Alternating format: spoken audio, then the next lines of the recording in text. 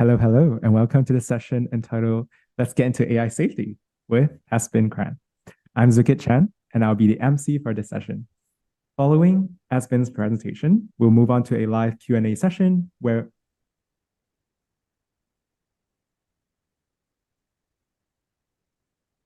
pausing for the music. I'll repeat myself. Following, sorry, there was some technical difficulties. Let me try that again. Following Esben's presentation, we'll move on to a live Q&A session where we will respond to your questions. You can submit questions through the Swap Card live discussion feature. Then, after 15 minutes, we'll bring the session to an end. But now, I'd like to introduce you to our speaker for this session. Esben Kran is an entrepreneur who aims to inspire and execute on positive visions for a secure future with artificial intelligence. His work is focused on new directions to make AI safer, increasing awareness about the problems, and inspiring the next generation of activist researchers and hackers. He is currently the co-director and founder of the nonprofit research institute APART. He sits on the board of Effective Altruism Denmark and the European Network for AI Safety. He has received grants for his work in AI safety from OpenPhil, Lightspeed Grants, the Future Fund, Medifund, the Cooperative AI Foundation, and the Long-Term Future Fund. Well, Esben, that's quite an accomplishment. Esben, over to you. Thank you so much, Sue. So excuse the short delay here, but I will talk a bit about how you're considering entering AI safety and what we can do about it. So there's a little guide through uncertainty for you, and sort of an overview of the current field and what you should think about as you're looking for your suitability for this field. First, a little bit about me. I think he also mentioned everything. You can connect with me anywhere. You can find my website there at kran.ai. And yeah, there's a little picture. And this is our front page for APART Research. So you can see that we're a nonprofit organization solving these high impact, neglected, and tractable research problems in AI safety. And some of you might have already heard this little trio of concepts, but we are focusing a bit on field building for AI safety. This implementation of hackathons to sort of create meritocratic bureaucracy inside of the technical research in AI safety, but also in governance soon. And we also work on high impact research. So, for example, for some of the AI safety summit that happened, and some of the AI safety institutes that are being put up by governments around the world, and then. Personally, I'm very excited about sort of getting a vision for the future, getting a vision for how we can make AI secure, but also at the same time be excited and sort of have something where we are working on what really matters to us and something that fits our personal mission.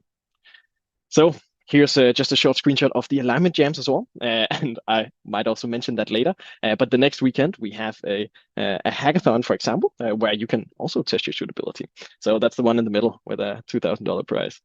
But let us see here if the slides will go. So when you consider your suitability for AI safety, I'm generally looking at what do you get excited by, because there is a sense in which sometimes we end up trying to design our career path according 100% to impact.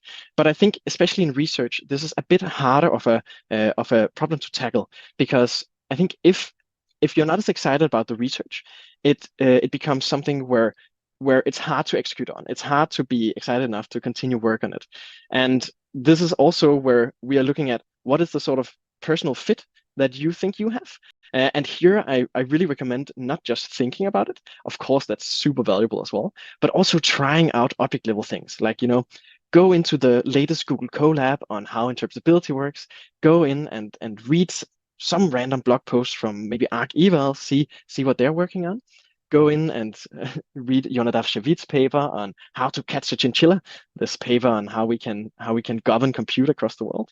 And over here on the right are a couple of things that, might pique your interest. These are things that are quite exciting, and these are technical problems where there's a lot of things to get excited about while we are also having a positive impact. And there has been a sort of a type of rhetoric around AI safety, especially last year as I was entering the field as well, where you need to be a super genius to contribute to AI safety, and this I really don't necessarily think is the case. Of course, you are all super geniuses, remember that, but we're also all human. So I just recommend, going at it and doing some object level work, doing that programming, doing that, like how do language models actually react to me trying to put this new jailbreak prompt in it? Like, ooh, this is exciting. And there's also this concept of truth seeking, trying to be truth seeking. And this is in the space of less wrong, often in rationalism. And of course, we are trying to be truth seeking in general. I don't think this is something that you should worry an extreme amount about. But of course, we are very, very interested in making sure that everything we work on is towards the truth. So this also happens in academia and outside of rationalism. It also happens within governance reports. It happens within interactions with governmental institutions. And lastly, we try to help curious people like you, of course. So these are actually some old numbers. Today, we are looking at more than 150 projects from hackathons and more than 1,200 people in the community. And we also have this mentorship program. You might call it a fellowship to some degree, that happens remote with the winning projects from the hackathons, where these research teams end up publishing some of their research and getting into academia already. And this is focused on this academic direction simply because this is not something that AI safety traditionally has been very focused on. And we believe that it's a really, really valuable place to interact and to interface with, because there is such a massive structure put up around the whole academic machine learning development and research industry. So here is something where we try to push a bit in that direction compared to many other orgs, simply because we believe that process and the reviews you get from researchers in the field and the sort of engagement you have with the research that exists just leads to better research and leads to also more career capital to some degree. So this is a super way to test fit too. But yeah, trying to enter these from existing streams that are already designed for sort of testing your fit and figuring out the suitability for the research problems is really exciting from my perspective, compared maybe to some of the traditional AI safety directions too. So this also now includes, like, there's a new research center happening in Edinburgh, massive funding for that, a new one at ETH as well, and several other places across the world. Like, these are places where you can maybe now already enter and try to enter through the normal direction, compared to many of the programs that are also in AI safety. Of course, the programs in AI safety are magnificent, so definitely don't skip out on that. But there's a lot of different directions. And another point is really take your own path. Here I come back to the point that you have to figure out what excites you and think about the problem yourself. Like, read, maybe not read alignment forum as little as possible. I think it's a sense of, alignment forum is very focused on specific problems within AI safety. I personally try to reframe AI safety into AI security to get more of a sense of what are the sort of problems that I want to select as I both try to do research and as we design these programs. So this includes things like, national security. How do we govern compute properly? How do we avoid some of the, end case security problems of, for example, autonomous drones?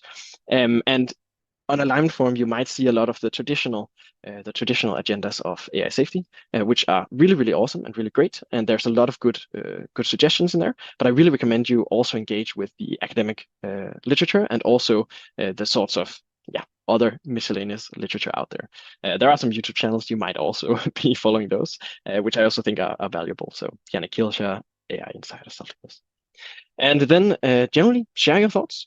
Think about it and share what you think, and connect with people across various servers or various online places. Now we are at EAGxVirtual, of course, and you might be in a place where there might not be too much local community happening or local in-person community happening. And this is where AISafety.community links to a range of different Discords and Slacks and different places where you can enter and then interact with people. And the same, of course, with our hackathons to some degree. You can find a team there and conduct real research during a weekend, right? And these sorts of ways to generate some sort of interaction, some sort of community around what you are trying to figure out, I personally think is super valuable and something that has helped me a lot. Like, now I have a bunch of friends and connections within AI safety where I feel at home, right?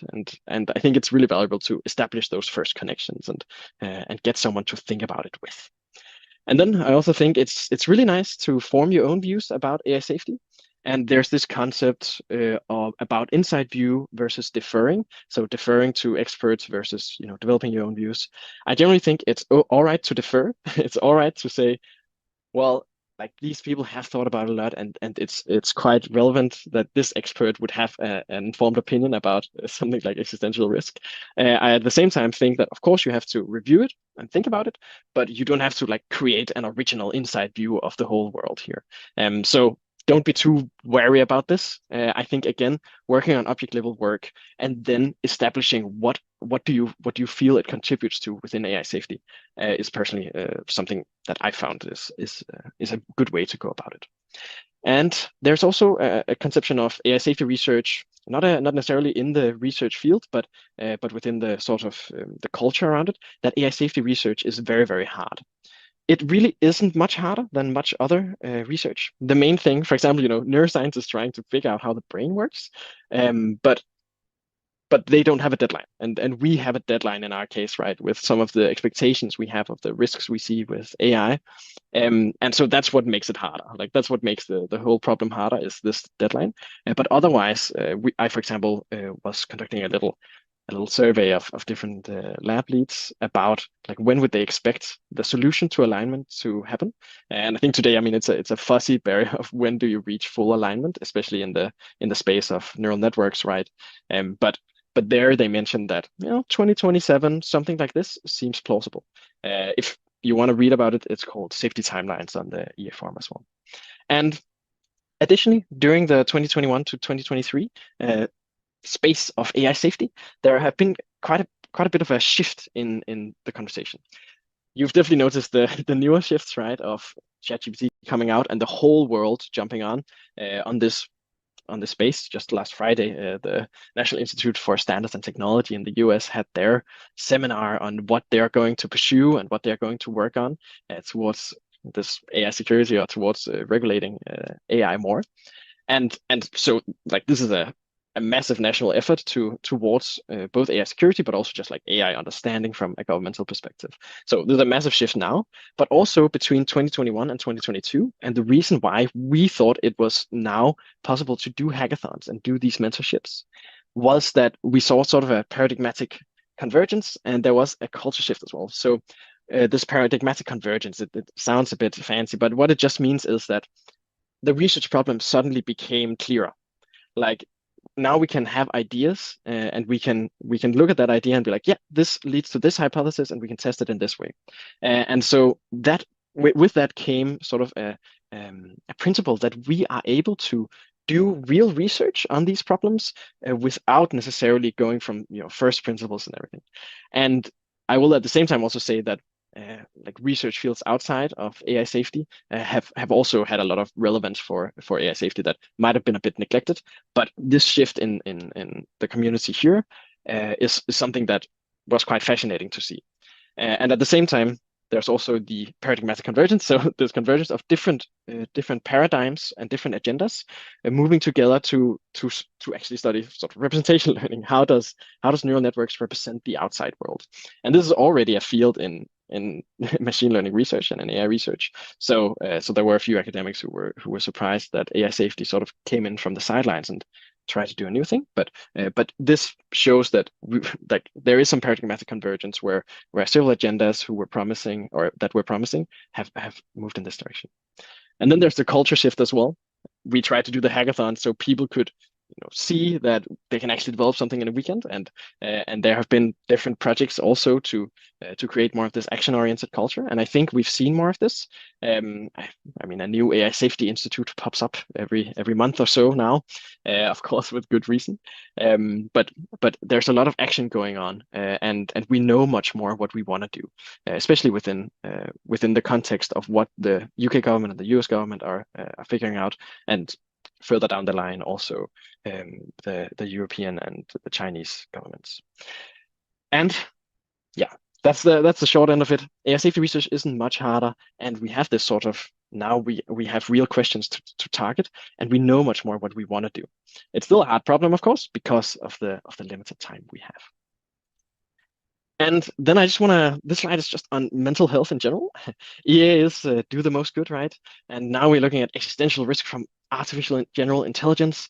We have GPT-4, llama, alpaca, and other exotic animals coming into the scene, right?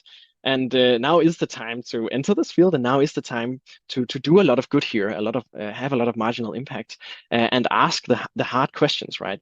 Of course, you're completely fine to defer, but make sure that you ask these hard questions of we are actually working with existential risk from artificial general intelligence. And I usually, I mean, I think of it in some of the same ways that Future of Life Institute think of it. And just make sure you continue asking these hard questions and see if the research actually contributes to this.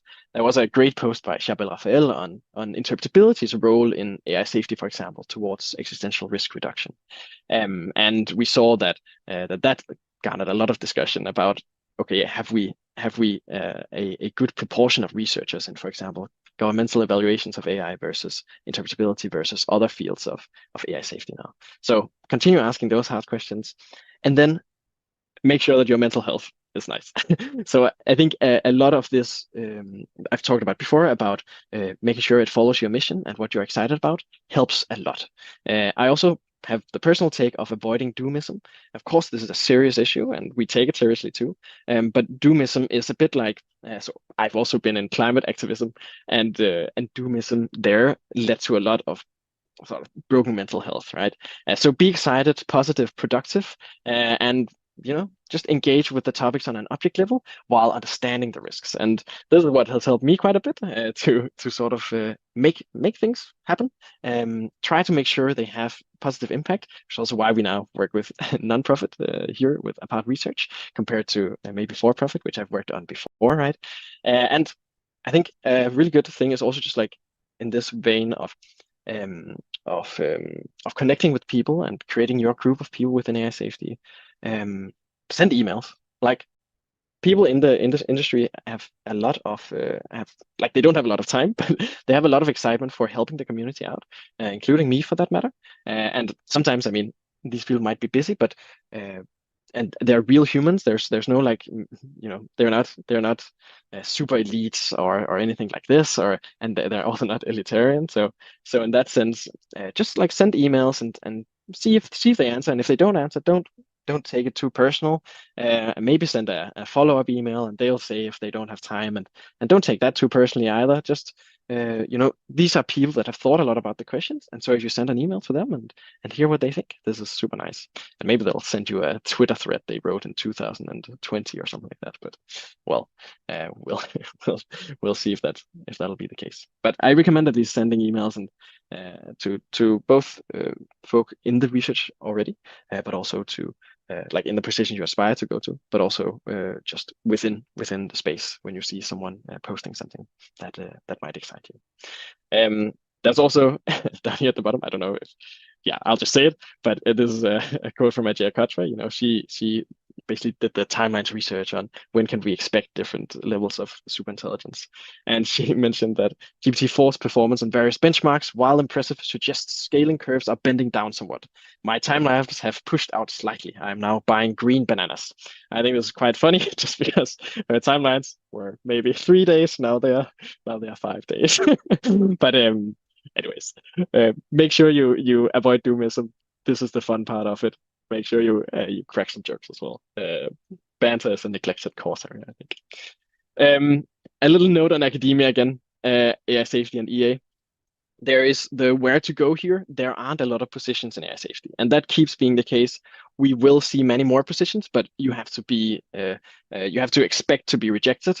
And I recommend a post from Marius Hophan on the alignment forum, actually on his experience with applying to some of the safety labs, because he's now the CEO of Apollo Research, which is and really, really capable. But he experienced a lot of rejections to these positions.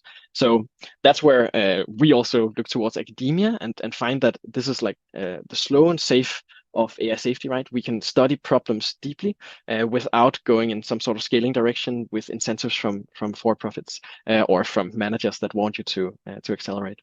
Then you have OpenAI, DeepMind, and Anthropic, and maybe the XAI also is on that list, with, of course, a lot of funky stuff happening with OpenAI this weekend.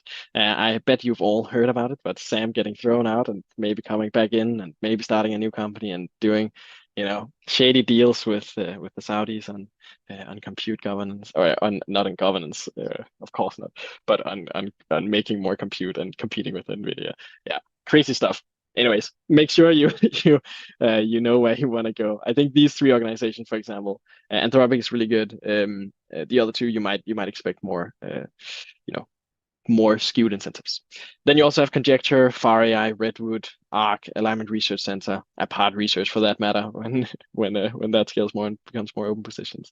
But there's a lot of just like interesting interactions to be had there, and send some emails, talk with people, figure out what you're interested in.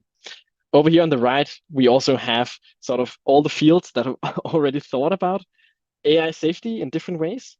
So the question there is AI safety happening on alignment forum? There are neural Trojans, so Evan Hubinger and Amadei are quite related to alignment forum, but these are things that have happened on archive, on different conferences. So neural Trojans, for example, are not from AI safety. Deep learning with differential privacy, out of distribution benchmarks, that's Hendrix before, towards deep learning resistant to adversarial attacks, feature visualization, cryptography, cybersecurity. All these fields are things that are happening already, and there's a lot of work to be done in all of them towards safer AI. So I recommend you look beyond alignment forum again, but of course, alignment forum is a nice place to go as well. Yeah, as mentioned, the field has limited capacity for talent, and this AI safety is growing fast outside of EA, and you can maybe look towards RAND Corporation, consultancies, different standards institutes. I really recommend, for impact reasons, going towards things that support governance quite a bit. And if you're interested in doing that, that's a really good direction to go. Agendas, they usually arise from this object level, as I've mentioned. When you work on something for a while, you realize, okay, this is like what we can use this for as I look at it, right? It's hard to do theoretical imagination of what will the future hold for this agenda, but it's easier to actually look at it from when you know what the topic is. And agendas as a concept is also like relatively weird, and it just takes a while to develop these. So in other fields of research, it's often coming from sort of methodological differences over a long period of time for researchers themselves, and then they realize these methodological differences actually indicate that we should look at this in a completely different light, and then you get an agenda out of that. So it has been a bit reverse in AI safety, and this is interesting. Usually there's also just not a set agenda to go for it, but it of course sets the stage for some of the questions we want to ask. See here. Yeah. So there are a bunch of mentorship networks, just like, again, this collaboration, this sort of networking with the community. I can see we're maybe a bit over time, but I'll just quickly go through it. So in 2022, I think mentorship was overemphasized. You can really connect with like-minded people and go through something together where you interact with each other in ways that is similar. So peer review, mentoring each other to some degree. Join these communities. Alignment Jam is one of them, alignmentjam.com, and I recommend you join next weekend for that. We are doing it actually with Marius Hoffman, apropos, on this model evaluations. And then I think also, when I moved back to Copenhagen from San Francisco, I started these weekly meetups, and suddenly there was just like a group, a messenger group of 70 people, like this just happened. So I recommend just starting these weekly meetups and seeing what happens out of that. And the importance of staying up to date, yeah, I'll shortly skip this, but there are a few options there. Our newsletter, we've actually discontinued this, but you can follow some of the talks from the hackathons, and here you can find up-to-date information from the top researchers in the field, as we have the keynotes for the hackathons and also some of the project presentations that happen from that. Then there's AI Explained, there's ML Safety newsletter, that both are found really good. Twitter is surprisingly good as well, but you probably know. Then some concrete tips. I'll go a little bit over time. I hope that's all right, Sue. But I recommend making this like sort of a report for yourself on impactful futures for your career or where you want to go. Like planning it out with your personal interest in mind. What is the best way I can upskill in this or get education within this? What is the direction I actually wish to go? Which sort of do I want to start a new company? Do I want to make some new nonprofit? Do I want to go for education now? Should I go for a professorship like tenure? Should I go for policy? All these things are things that you can find out by like just writing about it. I think this is a really good idea. Then there's also it's very nice to just create measurable daily progress, build a habit of engaging with the field. So over here to the right, you can actually the top one there is my report that I wrote in 2018 before I at all knew about EA, but on like different technologies and also what I wanted to do. And the next one there is sort of like this concrete way to look at a week, and then just putting in when you want to like when you fulfill a habit you want to do. So that's on the y-axis there, and just creating something where you can see and give yourself some stars, and I don't know, have fun with it. This is an exciting thing. Then joining weekly meetups, really good idea. Talk with friends about AI safety. I think people generally seem to get it these days, right? Like it's a field that everyone's sort of touching. And we hear a lot of news about it, like the UN General Secretary, the US President, as far as I understand, after watching the new Mission Impossible, which I haven't watched, but he got quite convinced from AI risk by that, interestingly enough. But then share some of these funny anecdotes with your friends, and they'll be like, "Wow, that's hilarious, but also very scary." And create that community around it. It's really fun. Then we've also I made this website pretty quickly, but the gauntlet on readingwhatwecan.com, and I know, very funny website name, but this is basically just like 20 days with 20 books, and then you can go through them, and there are some different techniques for doing it. But in this case, for AI safety, there are a bunch of papers and a bunch of books that like can give you sort of an introduction pre-2022 to this field, also during 2022, and I think there's even some text into 23. So yeah, I'm just saying numbers here. Joining and hosting hackathons is of course a really good idea. I'm completely unbiased here, of course, but on the next in the next weekend we have that evaluations hackathon, and ignore that link down there. We don't have anything happening on Tuesday, but we have an AI governance hackathon happening in January as well, and we have that evaluations hackathon happening next weekend. We'll probably also host more interpretability hackathons, because this is a good way to just like touch neural networks and understand how they work. Though I'm more excited about governance tooling and this evaluations and figuring out how we can properly support people across the world in making AI secure more than fundamental research on toy models there. And for this conference tips here, I think you've already basically gone through the conference as far as I understand from this, but set up one-on-ones and really follow up on that, and end it with anything I can do for you. This creates more community. You're like, can I help you? Can I connect with you with someone? What do I have that I can give you? And in this way, we create a happy and collaborative community. And everyone are really your friends. There's no one antagonistic. You don't have to show any. You don't have to pretend like you are a genius. You can just like talk with strangers, ask the worst questions. You can also ask good questions. And there's a daft questions talk that you can also watch later. That was recorded from, I think, EAGx Cambridge too. But this is like about asking daft questions, which is great, I think. So continue with that, and just keep connecting with people. Set up a Calendly account, like send emails to the ones you connected with, and ask them to book another meeting in a month, and see what happens. Yep. So I will skip this, but it's just like a little intermission on thinking about what the sort of questions are or the next steps you want to take. I'll leave it to Sue to do a little Q&A now and host that. Sure. Thank you so much, Esben. Wow, that is such a comprehensive slide deck. You really it's very clear that you've like given a lot of thought into this and really tried to exhaust the resources. And just a flag for folks, just to flag to the audience right now that Esben actually has given similar talks in the past, previous EA conferences. They are all available online on YouTube. I've dropped at least 3 of the links in the swap card discussion. So just so you could, y'all could rewind and just reference. I think, wow, Esben, you created lots of excitement in the audience. I see we've already had a number of questions submitted already. But because we only have 10 minutes, in the interest of time, I'm going to be picking and choosing questions. So let's kick off with the first one. So the first one is from Tyler. Tyler asks, what do you think of the current state of the AI safety field? Are labs working on what you think is impactful?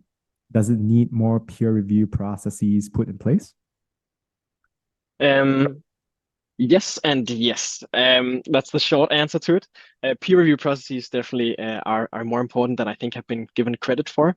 And to some degree, we've seen some of the AI safety research actually being submitted to conferences after having had a lot of interaction on the EA forums or in that space, but then submitted to the AI conferences and been rejected. And this is why I think we really need this sort of peer review also happening on our side, and why I personally believe in academia quite a bit, even like despite all the crazy incentives. And I mean, now we're a nonprofit outside of the university system and the sort of citation hunting system. So that's where we are a bit privileged. But in general, the academic system with peer review is really good. You get like 3 competent people looking at your paper for every paper you have, and that's just nice. On the first question, what labs are working on, I think we have a relatively good coverage at the moment. I think what is neglected is proper proper proper tooling for governance. Like, how can we actually implement governance? Because one of the hardest problems when, again, asking the hard question, we are post existential risk from artificial intelligence. What do we need to do? There are some future worlds here that, you might see UN be given extreme command of the GPU supply chain across the world and controlling compute and controlling data centers, for example. How can that be possible? And we can enable this so we avoid sort of a surveillance state that might be needed if we end up in a catastrophic scenario. And here I recommend some of Jonadav Shevit's work last year, which was just like a really good first step into this direction, and surprising that it hadn't been thought about earlier. So this is what I still think is neglected. You have the Center for the Governance of AI, for example, doing a lot of really, really good work on AI governance. But I still think this, like, what are the technical options and technical possibilities we need to implement to make governance possible? I think this is neglected comparatively. Then you have EAGxVirtual working on evaluations. You have Apollo Research working on deceptive alignment detection using interpretability, so sort of executing on the interpretability vision. You have Anthropic doing interpretability really, really well, and also doing different types of value alignment quite well. You have OpenAI tending to their profits, and you have DeepMind doing a lot of the theoretical work, which is super interesting and might lead some interesting places. And of course, Neil is there as well doing interpretability. So I think we have a relatively good coverage, and then you have academia working on security and cybersecurity companies working on security as well. So yeah, generally good coverage. I think we need more peer review indeed. Okay. Thank you, Esben. Maybe I'll try to speed up because there are some very good questions coming in. Next question is from Jeff. Jeff asks, how important is the safety work outside versus the inside of large companies or labs? Maybe Esben, if you could try to keep your answer maybe like 30 seconds, so we can get to other questions as well. Okay. So this is a really good question as well, where the labs are creating the large language models that we are sort of a bit afraid of. They are building the largest models, and being there is very, very good. And I think that is just the case. In general, they are also very, very up for sharing to academia and sharing to labs across the world, and have been shown to do that well. So I don't think it's crucial, but I think it's valuable, because you're always going to see the public work of Anthropic, for example, is going to be 3 months, 6 months behind what they're actually working on now, right? And so this is a repeat. 30 seconds. Okay, thank you, Esben. The next question. So it looks like a lot of people are asking if you could share the slides, Esben. Yeah. I will. I'll share the slides. Let me think. You can share with me afterwards. Yeah. You can find it at kran.ai/EAGxVirtual without any dashes or anything, which I will set up right after this Q&A. Sounds good. Thanks for being efficient, Esben. Next question is from Nikki. Nikki asks, how important is it to explain the problem to the public? Example, a documentary or entry-level explanation videos. Give me a 30-second answer, Esben. Yeah, this is also a really good question, because I think it's super important. So I was actually just talking with a guy yesterday who had worked with DARPA on some of the programs for finding researchers, and he was very adamant on saying, like, people in academia and researchers are really bad at communicating their research. You might have seen some of Future of Life Institute's videos. They're really good. They're really good representations of this. And I think in general, if President Joseph Biden gets convinced by Mission Impossible having a correct a correct representation of AI risk, then of course it's a neglected area. And making the problems visible and taking papers, distilling them, putting them out there is really valuable. There are a few different missions towards this. AIsafety.info and AIplans.org, I think, maybe AI-plans.org are working towards making it more clear. But then I think art in general, really awesome. Like I love art, and doing more in that direction is fantastic. Yeah. Awesome.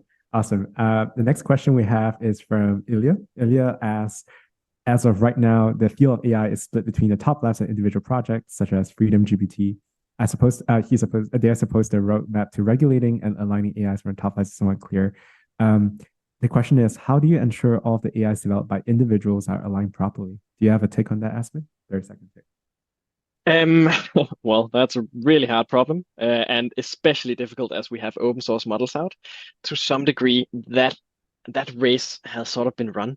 The models are public, and with the things happening this weekend, I think we're going to see even more public models, even the state of the art happening in open source to some degree. It also seems that even the GPT-4 can be beat 6 months later by an open source model at this point. And so we'll continue seeing that it's really, really hard to make sure that this value alignment happens. We also saw Worm GPT, which helps people do cyber offense as a chatbot. But in general, it's difficult. And this is why GPU control and like these slightly dystopic futures might be a necessary option. And we really would like not to go there. But making sure that the private models are value aligned, of course, make it harder for people to use non-aligned models. Make sure they come in open source or not in open source at all, and make sure they already have some sort of value alignment put in.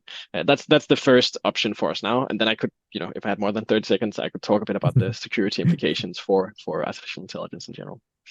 I'm sure you can, Esben. On to the next question, and we just to flag to Esben, we'll go just a bit over time, so don't you worry about it. Let me take care of that. So the next question we have is from Madhusudan. Madhusudan asks, what is the scope and opportunity to research in AI safety from philosophical paradigm, as in AI safety by or AI safety with ethics? Any takes on that? 30 seconds.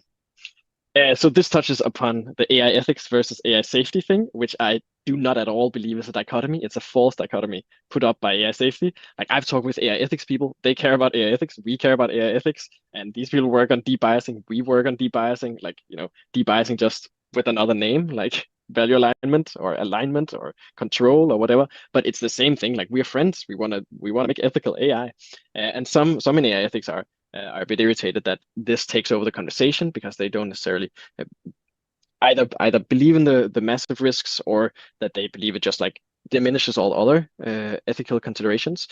But at this point, like I haven't seen that happen, right? Like the EU AI Act still has quite a lot of privacy focus, quite a lot of debiasing focus, and yeah. So I was chatting with some researchers in AI ethics about this as well, and this seems to be the dichotomy's little barrier break there. On the first question, is there space for philosophy? Yes. Okay, love it, Esben. On to the next question. It's by Nikki again. What are your thoughts on open source versus closed source with respect to X-Risk? I'm sure others are quite interested in this. So 30-second take. Yeah, I think in general, open source is dangerous. That's the short end of that stick. Closed source is less dangerous. So I would rather personally want OpenAI to, for example, have all of the latest and the strongest models on their platform, and then they can close down the ones that are really bad, and sort of that guides the conversation towards something where, oh, of course we don't want like something super sexist on our platform, so we're going to close it down, a bit like App Store doesn't allow like cyber offense applications, right? So that's nicer, and having this closed source enables this. As mentioned before, open source is developing really quickly, and so we have to find ways to reconcile with that and work within a space that has these sorts of both these issues, and also I guess there are some opportunities. Maybe Open Assistant was an interesting project, for example, of value alignment there.